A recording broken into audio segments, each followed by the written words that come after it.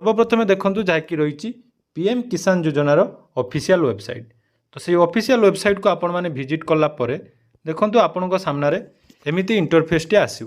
ता पूर्व मुझे आपण मानक कही रखी यही जो ओडिशा चाषी भाई भौणी मानी खुशीर खबर जहाँकि मुझे कहली कहीं जो मैंने कालिया योजनार हिताधिकारी अटंती अर्थात आपण को कालिया योजनार टंका मिलूँ किंतु पीएम किसान योजनार आपण ऑनलाइन आवेदन कलापर एपर्यंत आपणकर डिस्ट्रिक्ट लेवल पेंडिंग थिला। तो सही माने केवल यही योजनार जहाँकि ये जो डिस्ट्रिक्ट लेवल पेंडिंग रो समस्यार समाधान करें। एवं आउ गोटे बड़ कथा है मो कृषक पोर्टाल जो मानकर मो कृषक पोर्टाल ऑनलाइन होइथिबो एवं कालिया योजनार टंका यही 28 तारिख रे जो मिली आपण माने जदि पाइथिबे ताहले आपण माने एमिति जो डिस्ट्रिक्ट लेवल पेंडिंग आपणकर थिला ताहा वर्तमान एप्रूवाल हो। तो देखंतु प्रथम आम देखा जो मैंने नुआ करी आवेदन करथिले तांकर जदि आम देखा ये गोटे ऑप्शन रही देखंतु status of self registered farmer और सीएससी अर्थात जो मैंने मोबाइल आवेदन करथिले किंबा सीएससी थ्रू रे जदि आपण आवेदन करथिले ताले एही ऑप्शन ले आपण क्लिक करिवे। एही ऑप्शन ले क्लिक कला परे देखंतु एठी आपनकर स्टाटस शो करिवो। देखंतु एठी आपनकर प्रथमे रहिछि आधार नंबर। तो जो आधार नंबर आपण ऑनलाइन आवेदन करथिले से आधार नंबर एठारे एंटर करिवे।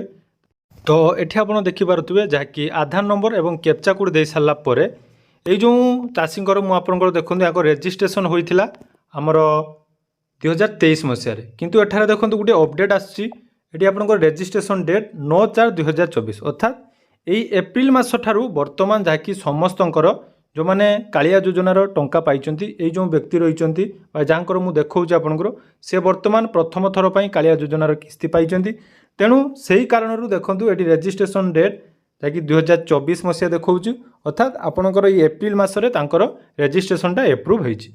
तो यही जो गोटे स्टाटस आपण मानकर शो करूला जो मैंने पूर्वर देखी थे स्टाटस ये आपंकर शो करूला पेंडिंग एट डिस्ट्रिक्ट लेवल अर्थात आप डिस्ट्रिक्ट लेवल पेंडिंग थिला किंतु सेठा आठारे शो नक ये आपको देखा देखूँ जहाँकि farmer need to do his or her KYC. तो वर्तमान जहाँकि डिस्ट्रिक्ट लेवल जो पेंडिंग थिला बा उड़ीसा सरकार तरफ जो पेंडिंग रखा जाइथिला ताहा वर्तमान एप्रूवाल मिल जाइछि।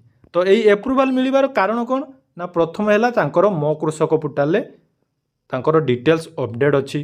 दुई नंबर से कालिया योजनार हिताधिकारी अटंती अर्थात जो माने कालिया योजनार टंका पाइचंती से माने केवल पीएम किसान योजनार जहाँकि लाभ नहीं पारिबे। तो प्रथम जो रही ई केवाईसी तो ई केवाईसी आपण माने केमिति करिवे। तो ई केवाईसी करिया पई तार प्रोसेस मध्ये रही गोटे रही आपण देखंतु ओटीपी बेस। तो आपण ओटीपी बेस रे ई केवाईसी करिवा जानिचंती बा फेस ई केवाईसी मध्ये रही आ गोटे रही बायोमेट्रिक। तो देखिबा एई जो फार्मरंकर को केवाईसी आपणकर निहाती दरकार रही।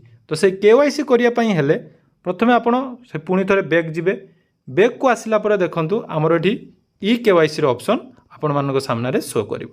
तो से ई केवाईसी ऑप्शन ले जदि आमे क्लिक करूछु तो ई केवाईसी ऑप्शन ले क्लिक कला परे एठी आपनकर आधार नंबर पुणी थरे एंटर करिया पई पड़िवो। तो आधार नंबर एंटर कर साला परे एठी आपण सर्च ऑप्शन ले क्लिक करनेबे।